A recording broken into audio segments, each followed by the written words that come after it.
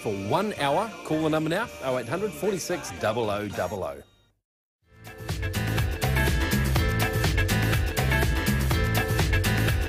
It's summertime. You may have noticed the birds are singing, the sun is shining and our cameras are snap, snap, snapping.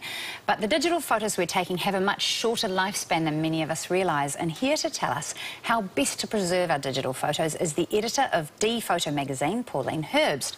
Welcome to the show. Hi Petra, thanks. Photos at the moment are the stuff of your life. I guess we've always worried about that shoebox of photos under the bed that might get caught out in the house fire. But we've got a whole new set of things to consider with digital photography, haven't we? That's right. I've got quite a cool stat for you, that there are more bits in storage at the moment worldwide than the estimated number of stars in our universe. So that's how many photos and documents and bits of info we've all got stashed at home. So is there a fail-safe way? Like, when we're talking about the lifespan of a digital photo, what are the issues at stake?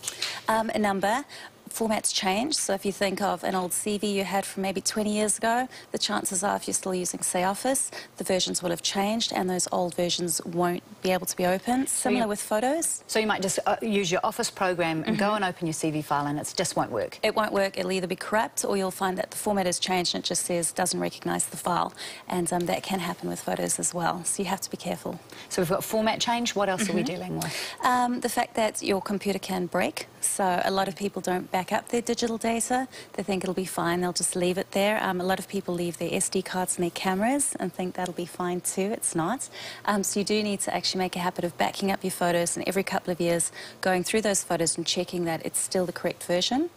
Right. So it's almost like not only do you have to take action, you have to keep checking on things. Absolutely, you have to maintain it. I've heard of a system called locks. Lots of copies keeps stuff safe. Is it as simple as copy, copy, copy, copy, copy? Pretty much. Multiple copies is the best way because even if you have it on an external hard drive, that hard drive will eventually fail, even though they're very good nowadays.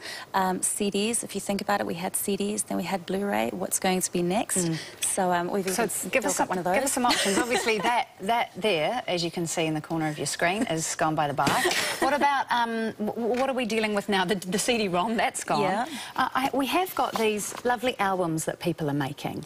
People are going online and putting, rather than printing out every single photo, which just doesn't seem to happen, we're going online and creating our own albums. That's right. The fantastic thing is that as technology has increased, things are a lot easier. So you can now go home and basically just upload your pics, drop it into a template. That's a Snapfish book that you're showing at the moment that I reviewed a few years back. Mac and quite a few others do it as well. So you just upload your photos, you can drop it in, you don't have to have any major photography skills. Really? And you just upload it.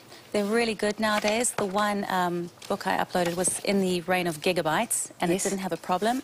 Within a week or so you get sent your book back, you just have to enter your credit card details and you get a beautiful book and it at least is safe no matter what happens. Unless your house burns down. Unless your house burns down. Well, in fact, I did this year. My husband decided he was going to do a present for the family, so he did a little album, obviously a little bit more relaxed. He used Blurb. There are lots of different ones to choose from, aren't there? That's right, yes. But say you've printed off your album. That is not going to be the only copy you'd ever want of a treasured family photo. What is your suggestion as far as specifically keeping things safe? Do something that's template-based like that. Remember, just like with the software that comes with your cameras or your printers, that's going to be in a proprietary format, so it's going to have a little dot something that's not a normal one. Don't rely on that. Make sure you have backups in really in well-recognised formats like JPEGs. Make sure you back it up to an external hard drive. Try and have 2 copies of it. Back up onto CDs, but remember those CDs aren't going to last forever. And print multiple copies. Give one to the gran, one to your mum, absolutely everybody, just to make sure that you do have some of those memories in time to come and for your kids as well. And we can always use a cloud. I just think if you're one of those people who likes to, you know, show off your 15 reels of photos from your trip to Italy, where you ate lots of lovely nice food, you put it on your coffee table, just casually leave it there. Oh, look. Oh, here's my list. Okay.